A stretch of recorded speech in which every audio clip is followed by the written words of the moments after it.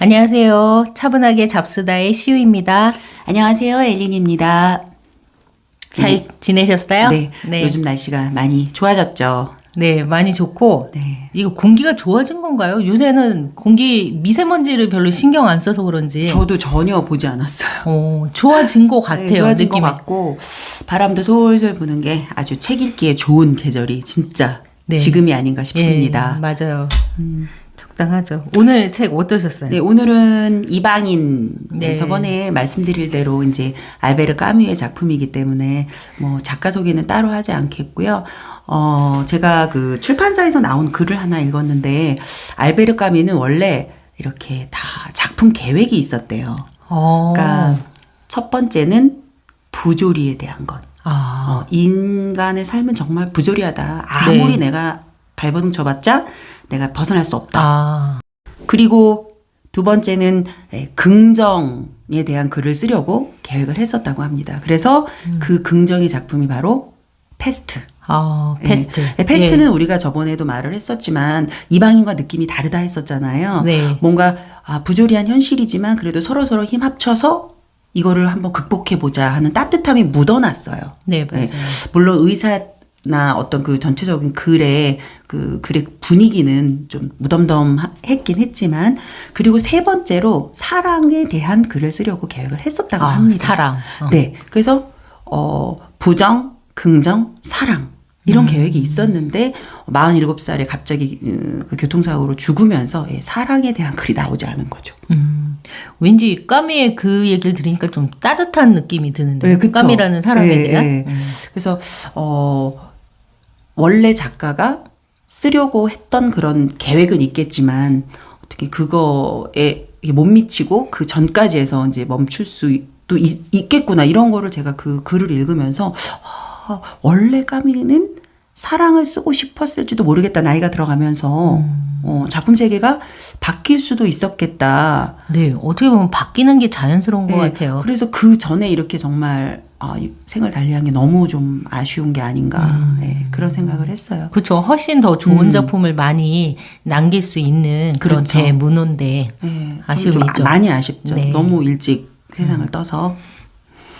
그리고 이 책을 읽으면서 조금 이제 도움이 되는 게 이제 에세이로 쓴 거, 시지프스 신화라는 거. 이제 거기에 이제 나오는 부분이 바로 부질없는 짓인 줄 알면서도 부조리에 반항하며 살아야 하는 존재다, 인간이라는 것은. 그래서 요거 에세이랑 이렇게 같이 이제 두 권을 같이 읽으면 더 이해하기가 쉽죠. 네. 그렇구나. 어떤 부분이 가장 인상 깊으셨어요? 뭐 인상 깊은 한 줄이라고 할까? 저는 어쨌든 전에 우리가 했던 페스트하고는 많이 결이 다른 작품이라는 그렇죠. 거를 느꼈고, 이제 페스트가 어떤 불행한 현실에서 어떤 낙관적인 메시지를 줬다면 이방인은 평온한 현실에서 암울한 인간의 그 어떤 메시지를 준 작품이 아닌가, 그런 생각이 들었어요. 그런 생각이 들었고, 저희가 이제 메르소라는 인간에 대해서 좀 관심이 많이 갔죠. 그렇죠. 메르소라는 인물에 대해서 어떻게 생각하세요? 메르소는 저는 약간 주인공이지만 좀 공감하기 어려운 사람이었어요. 사실 그 알제리 아랍인을 죽인 거였고 프랑스 식민지였기 때문에 알제리는 제가 죽일 의도가 없었어요. 그러면 얼마든지 그거를 피할 수 있었잖아요, 죄를. 그런데 아니다, 난 거짓말하지 않겠다. 그래서 다 그냥 집어 쓰잖아요. 그거를 다 뒤집어 쓰잖아요. 그러면 그 상황에서 메르소가 만약에 자신의 변론을 그런 식으로 했으면 살아날 수 있는 상황이었던 건가요? 그렇게 생각을 해요, 저는. 그래서 좀 공감하기가 어렵죠. 나라였으면 그냥 얘기하고 절대 그럴 게 없었다. 그냥 친구가 걱정돼서 따라갔다가 그 사람의 칼이 보여서 뭐 쐈다, 이렇게. 어쨌든 메르소가 칼을 보고 쏜 건 맞잖아요. 그렇죠. 정당방위였을까요? 저는 이게 약간 헷갈리더라고요. 위협을 느낄 만큼의 그런 상황이었다. 봐요. 그건 아니었다. 않았죠. 아니라고 생각해요. 그러진 않았던 것 같죠. 네네. 제가 생각하는 메르소는 어쨌든 사회적 프레임 안에는 들어있지 않았던 사람이었던 것 같아요. 우리가 이제 항상 어떤 구격을 정해서 판단을 하잖아요. 이 죽는 순간의 그 멘트가 좀 인상적인데 그 칼날에 번뜩이는 빛은 나의 속눈썹을 가르고 어지러운 눈을 파헤치는 것이었다. 이때가 메르소가 살인을 저지른 순간의 장면이에요. 그는 그를 미워하지도 않고 그렇게 그렇죠. 강하게 위협을 느끼지도 않았어요. 다만 그를 향한 칼날이 햇빛을 받아 번득임에 강하게 전율을 느끼고 총을 쏜 거죠. 첫 번째 한 방에 그는 죽었고 그 뒤에 네 방을 네 또 발을 쏜 거예요. 연발로 예. 쐈죠. 그러니까 처음에 자기도 싸고 놀라지 않았을까요? 그래서 놀라게. 이제 네 발을 쏜 거죠. 근데 저는 이거 기생충이랑 되게 닮지 않았어요? 기생충에서 햇빛이 이렇게 막 이게 그 이선균이 얘기를 하잖아요. 예. 키를 빨리 달라. 예. 우리 애 병원 가야 된다. 그런데 송강호가 그 햇빛이 눈부시면서 이렇게 눈을 찡그리면서 잠깐 이렇게 슬로우가 되면서 예. 칼로 바로 같이 찌른단 말이에요. 이거 햇빛이 오마주한 건가? 네, 저는 그 생각이 바로 들던데요. 그래서 예전에 이 책을 읽었을 때 이 구문을 생각을 못 하고 있다가 이번에 읽으면서 햇빛이 눈부셔서 그랬다는 그런 거 표현을 보면서 이거 그 장면이 바로 떠오르는 거예요. 근데 그게 조금 공감 가세요? 햇빛이 눈부시는 거랑 그 어떤 대담한 행동을 하는 거랑은 무슨 연관성이 있는 거죠? 이 이방인에서는 사실 뭐 그렇게까지 뭐 연관은 없지만 여러 가지 복잡한 감정이 그냥 그 안에 있어서 저는 총을 쐈다고 생각을 하거든요. 기생충에서도 역시 전혀 그 집주인들한테 오히려 빌부터 사는 사람이기 때문에 미안한 감정이 있었지 죽이고자 하는 감정은 없었죠. 원래 그런 악한 감정을 갖고 있지 않았었잖아요. 그런데 햇빛이 눈부시고 그런 상황, 정신없는 상황, 그런 상황에서 막 키를 달라 그러잖아요. 자동차 키 달라고. 자기 딸은 칼 맞아서 누워있는데. 그런 여러 가지 것들이 복합적으로 막 오면서 칼을 순간적으로 잡아들여서 이제 잡아들고 죽인 거죠. 그러니까 이방인이 이제 영화는 아니라서 그때 묘사만 읽으면 그렇게 긴박한 건지는 전혀 알 수가 없잖아요. 긴박하지도 그렇죠. 않았고. 그런데 그 순간 느꼈던 아랍인이 칼을 빼들었을 때 그 뜨거운 태양에 그 반짝거리는 모습을 봤을 때 복잡한 어떤 그런 것들이 있지 않았을까. 그런 그냥 생각이 들었어요. 네. 그래서 이후에 어쨌든 메르소는 사형 선고를 받았잖아요. 네. 아까 말씀하신 대로 적극적으로 자신을 변론하지도 않았고 그다음에 우리 사회에서 이렇게 씌워준 프레임에 의하면 그는 그 프레임 바깥의 사람이었어요. 어머님 장례식장에서도 이상행동을 보였죠. 네, 그렇죠. 그렇게 슬퍼하지도 않고 밀크 커피를 마시고 그다음에 어머니의 시신을 보려고 하지도 않고 네. 그다음에 다음날 자기가 사랑하는 마리와 만나 영화관에서 희극을 보고 그쵸, 네. 그다음에 잠자리를 같이 했고 이런 것 때문에 메르소는 결국 사형을 선고받게 되는 그쵸. 그런 이야기죠. 근데 여기서 이제 사형을 선고하는 것도 사실은 그 2부에 재판이 나오지만 그 재판 과정 자체가 되게 이상하잖아요. 그러니까 이 사람을 죽인 거에 포커스가 맞춘 게 아니라 어떻게 그 어머니 죽음에 대해서 네 태도가 그럴 수가 있냐. 정말 이상하다. 오히려 살인을 저지른 것에 대한 재판이 아닌 그 사람의 태도에 대해서 더 많이 욕을 먹죠. 그리고 사형에 오히려 더 영향을 주는 거죠. 그런 이 사람의 태도가 너 그런 거 보니 무자비한 인간이구나. 그래서 아랍인을 살해했지. 뭐 이런 식으로 흘러가잖아요. 근데 그거를 사실 바로 잡으려고 이제 메르소가 특별히 노력을 하지 않죠. 나는 그냥 벌 받아도 마땅한 인간이라고 생각을 하니까. 메르소는 자신의 죽음에 대한 책임을 느껴서 그런 건가요? 그냥 살기 싫어서 그런 거. 살기 싫어서. 어쨌든 메르소는 약간 네. 우리의 기준으로 봐서는 정말 공감하기 어려워요. 공감하기 어려운 캐릭터이기는 네. 하죠. 근데 우리 사회 자체가 그런 프레임으로 많은 사람들을 이방인으로 하고 결국은 죽음이나 죄인으로 프레임에 몰아가는 사회가 아닌가 싶어요. 저도 그런 거 많이 느끼는데 어떤 특별한 자신만의 뭔가 철학을 가지고 있거나 정치 철학을 가지고 있거나 어떤 그런 현상을 보는 눈을 가지고 있는 분하고 얘기를 하면 자기만의 그 프레임이 있어요. 그리고 내가 그것과 반대되는 어떤 행동이나 이야기를 하면 나를 또 반대 프레임에 가둬요. 맞아요. 원래 그런 예. 사람이지. 그럼 제가 무슨 다른 얘기를 해도 너 원래 그렇잖아. 너는 그런 사람이니까 그냥 그래. 이렇게 하죠. 나 자신 소통이 안 되죠. 어떤 사람에 대한 라벨링을 붙이는 거죠. 네, 그쵸. 너는 이런 사람이야 하는. 그렇죠. 그렇죠. 근데 사실 그 프레임이라는 게 조선시대의 프레임이 다르고 지금 현대의 또 프레임이 다르잖아요. 그 다음에 미국에서의 어떤 프레임이 다르고 우리나라에서의 프레임이 다른 거잖아요. 그 미국에서는 세모일 수 있고 우리나라에서는 네모일 수 있고 조선시대에선 동그라미일 수 있고 지금 현 시대에선 X일 수 있는 게 프레임이라면 진리라는 건 어느 시대나 명확한 보편적으로, 모습을 갖고 그렇죠. 있지는 않는 그렇죠. 거죠. 진리라는 거는 보편적으로 통하는 진실? 예. 그런 건데 우리가 그런 잣대에 의해서 너는 그런 사람이야 하고 죽음에 이르게 하는 게 지금 까미가 여기서 말하고자 하는 그 실존주의 철학에 대한 의문인 것 같아요. 그러니까 실존주의 철학이 그런 것 같더라고요. 저도 이제 단어가 어려워서 이제 좀 내용을 찾아봤는데 그러니까 지금 현재에 집중하라는 거죠. 그러니까 어떤 인간의 인간성이라든가 아니면 이상적인 그 어떤 보편적인 진리를 따르지 말고 지금 현재 너가 지금 있는 이 순간에 집중하고 구체적인 현실에 충실하라는 얘기인 거예요. 그러니까 결국 어떤 큰 프레임에 갇혀서 너가 진정 원하지 않는 거를 추구하지 말고 그런 거에서 자유로워져서 내가 진정 원하는 게 무엇인지 그리고 나라는 인간의 참된 가치는 무엇인지에 대해서 고민해 보라는 얘기였던 것 같더라고요. 그래서 메르소가 원했던 건 그럼 결국에는 자기의 죄에 대해서 그러니까 그렇게 했잖아요. 마지막에 사형 당할 때 사람들이 다 나한테 욕하고 그냥 욕을 퍼붓고 그냥 나는 죄값을 다 치르고 죽기를 원했잖아요. 예. 그러면은 그게 자기가 그 당시에 생각하는 진리라는 거는 그거라고 생각한 거죠. 그쵸? 그런 거겠죠? 그러니까 그렇게 행동을 하고 말을 한 거 아닐까요? 몰라요. 어려워요. 내가 그러니까 이거 자체가 되게 어려워져. 옛날부터도 어렵다고 생각해요. 그러니까 이렇게 짧게 끝날 책이 아니에요. 저는 이제 여기서 느낀 건 우리가 이제 아까도 말씀드렸듯이 어떤 정확하지 않은 잣대로 사람들을 다 그 방향으로 몰아가고 있구나. 그것에 대한 그 메시지는 느꼈는데 그쵸.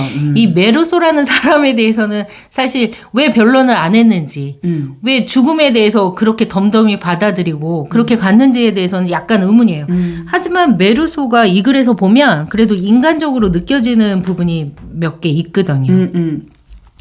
여기서 보면은 셀레스트라고 메르소가 자주 갔던 식당의 주인이 네네. 있어요. 그 사람이 이제 변론을 하니까 변론을 하다가 결국은 별로 소득을 못 얻고 이제 벽정에서 내려왔는데 그때 메르소가 이런 말을 해요. 최선을 다했지만 어쩔 수 없다는 듯이 셀레스트는 나에게로 고개를 돌렸다. 눈은 번쩍이고 입술은 떨리고 있었다. 좀 더 나를 위하여 자기가 할 수 있는 일이 무엇인지 묻고 있는 것 같았다. 나는 침묵을 지킨 채 아무런 몸짓도 하지 않았다. 그러나 한 사람의 인간을 껴안고 싶었던 것은 그때가 처음인 것 같았다. 되게 인상적이죠. 네. 그래서 메르소도 분명히 감정이 있는 사람이다. 여기서는 되게 감정 없고 그쵸. 몸이 검저하고 자신의 이제 본능만 추구하는 그런 사람으로 비춰지지만 이 순간 분명히 메르소도 살고자 하는 의지는 있었던 것 같아요. 근데 왜 행동은 또 그렇게 반하게 했는지. 그냥 인간에 대한 감사는 느끼지만 그렇게 살고 싶진 않았던 것 같아요. 진짜. 그런 게 아니었을까. 예, 그래서 라는 생각이 드네요. 또 이제 인상적인 문구는 뭐냐면 그 어머니가 늙음하게 이제 약혼자를 두고 다시 가정을 꾸리려고 했는지 이해할 수 없었다고 했거든요. 근데 이제 자신이 그 사형 선고를 받고 나서 이제 메르소가 생각했던 부분이 생명이 사그라져 가는 그 양로원 언저리에 찾아드는 저녁은 서글픈 휴식 같은 시간이었으리라. 그렇게 죽음에 가까이 이르러서도 어머니는 해방된 느낌으로 이 세상을 다시 살아볼 마음을 가졌음이 틀림없었다. 그러니까 메르소가 느낀 건 죽음에 가까이 이르러서 비로소 어머니가 자유로워져서 그 어떤 진정으로 원하는 걸 찾으러 가지 않았나 그렇게 생각을 하는 것 같아요. 어머니에 대해서 이 어머니를 그렇게 사랑하진 않았던 것 같아요. 그래서 저도 메르소가. 그 생각은 들어요. 과연 장례식장에서 밀크 커피를 마시고 어머니를 위해서 뭐 울부짖지 않는다고 해서 그 사람이 정상적인 사람이 아닌가? 인간성을 완전 상실한 사람인가? 그런 부분도 그러네요. 저는 그렇진 않다고 보거든요. 그 사람과의 어머니의 관계가 또 다를 수 있잖아요. 우리가 생각하는. 오히려 셀레스트 같은 사람들과의 관계보다 더 덤덤한 관계일 수도 있는 거 아니에요? 관계라는 그렇죠. 거? 그렇죠. 항상 자기의 경험에 이제 빗대어서 생각을 하니까 예. 저는 상상도 할 수 없는 그런 거잖아요. 그쵸. 그래서 첫 번째 이방인 처음에 나온 그것도 그렇게 나왔잖아요. 어머니가 뭐 돌아가셨다. 어제 뭐 혹은 오늘 뭐 이런 식으로 나와 있죠. 앞부분에. 마치 제3자가 네, 죽은 하는 것처럼 묘사하고 있죠. 상상할 수 없죠. 그러니까 그걸로 딱 봐도 이 사람 뭐야 비인간적이네. 그런 생각이 처음에 딱 들고 이제 글을 시작하게 되는, 그쵸. 읽게 되는 거죠. 네. 결국은 이제 그래서 그러한 성격 때문에 이제 사형을 받았고 거기에 또 강하게 변론하지 않고 그게 메르소였던 거죠. 그게 메르소란 사람인 거죠. 예, 뭔가 자신의 불합리하거나 부조리한 상황에 의해서 이렇게 굉장히 싸움을 하거나 그렇게 옹호하는 사람이 아닌 거예요. 그냥 있는 대로 물 흘러가듯이 그냥 어떻게 보면 굉장히 무기력하게 사는 사람이 무력한 사람의 모습이 보이죠. 음. 저는 많은 사람들을 이렇게 만나고 함께 얘기 나누고 이럴 때 그 무력한 사람한테는 정말 끌리지 않는 것 같아요. 아마 누구나 다 그럴 것 같기도 한데 이렇게 밝은 에너지가 있는 사람이 나이를 먹으면 먹을수록 더 좋더라고요. 그 밝은 에너지가 있는 사람은 여기서 이제 까미가 말하는 실존주의 철학의 개념에 뭐 가까이 있지는 않지만 그래도 자기가 진정으로 원하는 게 무엇인가에 대한 좀 물음을 던지면서 사는 사람이고 메르소 같은 사람은 무기력하게. 어떻게 보면 또 밝은 에너지가 있는 사람이 그 반대일 수도 있어요. 아, 그래요? 그 고민을 안 하고 좋은 게 좋은 거지 이러고 대충 사는 사람도 밝아 보일 수는 있어요. 그렇죠. 네, 밝고 걱정 없어 보일 수 있어요. 어떻게 보면은 실존주의와 정말 반대의 삶을 살고 있는 사람이라고 할 수도 있죠. 그렇죠. 그렇죠. 참 동전의 양면이네요. 여기서 메르소는 실존주의적으로 사는 사람인가요? 그렇죠. 그냥 그러니까 부조리가 있다 하고 거기에 적응해서 사는 사람이죠. 그러면 실존주의자는 아닌 거지. 실존주의자는 거기에 항거하고 내가 진정으로 원하는 게 뭔지 알아야 되고 참된 가치를 찾는 사람이어야 되는 거 아니에요? 굉장히 그 실존주의라는 것이 그러면 가치를 찾는 것까지 이렇게 더 나아가는 거라고 저는 생각을 하지 않았어요. 그러니까 실존주의라는 게 철학적으로는 어떻게 되어 있는지 모르겠는데 제가 이방인을 읽으면서 그냥 느낀 건 그냥 너는 이렇게 부조리한 인간이니까 거기에 한 거를 해도 소용없어. 이걸로 끝나는 거라고 생각을 했거든요. 소용없어. 아무리 발버둥 쳐도. 그러니까 너는 무기력할 수밖에 없지. 그거를 그대로 몸소 보여주는 게 바로 메르소 아닌가요? 저는 여기서 이제 어떤 그러한 물음에 답하지 않고 살던 조금은 다른 이방인이 부조리한 사회 속에서 죽음에 이르면서 이렇게 살지 마. 세상은 굉장히 부조리해.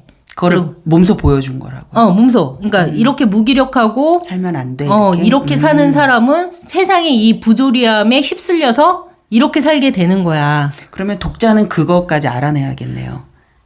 이 사람이 자기 자신을 희생하면서 독자들에게 알리려 했다? 아니 뭐 그것까지는 아니고 이제 메르소라는 인물을 봤을 때는 그렇게 삶에 굉장한 그 물음을 던지고 살지는 않았던 무기력한 인간이고 이 무기력한 인간이 이 세상 속에서 어떻게 살다 죽었는지를 보여주는 거죠. 객관을 시켜서. 그랬을 때 까미가 얘기하고자 하는 건 이 세상은 부조리한 세상이야. 얼마든지 너한테 이상한 프레임을 씌워서 너를 단죄할지 몰라. 너는 항상 깨어 있어야 돼. 이 무기력하지 않고 너 자신의 행복을 찾고 항거하면서 살아야 돼 하는 그런 메시지를 주는 게 아닐까 싶어요. 인간의 조건 자체가 이제 부조리하다. 그것으로부터 벗어나서 반항해라. 까지 나간다는 거죠. 그쵸. 메르소는 반항하지 않고 그냥 무기력하게 살았잖아요. 그러니까 이런 인간은 그런 숙명이지만 어느 순간 너한테도 이상하게 될 수 있으니까 극복해라. 깨어 있어라는 메시지가 아닌가도 싶고요. 그렇네요. 네. 그럴 수도 어쨌든 있겠네요. 저도 얘기하면서 이제 정차 들어가면서 얘기가 정리가 된 건데 네, 그런 메시지를 준 게 아닌가. 어쨌든 쉬운 책은 아니었던 것 같아요. 그렇죠. 네. 어떻게 이제 다음 책을 얘기할까요? 예, 다음 책은 마키아벨리의 군주론입니다. 또 어려운 책이네요. 그러네요. 힘들었습니다. 아니, 사실 고전이 다 쉽진 않은 것 같아요. 다 어느 면은 어렵고 쉽게 생각하는 부분이 있긴 있지만 이렇게 곱씹어 보면 어렵고 또 이야기 나도 보면 또 다른 의문이 생기고 또 의문이 그러니까요. 생기고 저도, 네, 저도 오늘 엘린하고 또 얘기를 하다 보니까 미처 생각하지 못한 부분까지 더 얘기가 됐던 것 같아요. 저도요. 네, 너무 좋았습니다. 네, 저도. 네, 다음 시간에 뵐게요. 네, 감사합니다.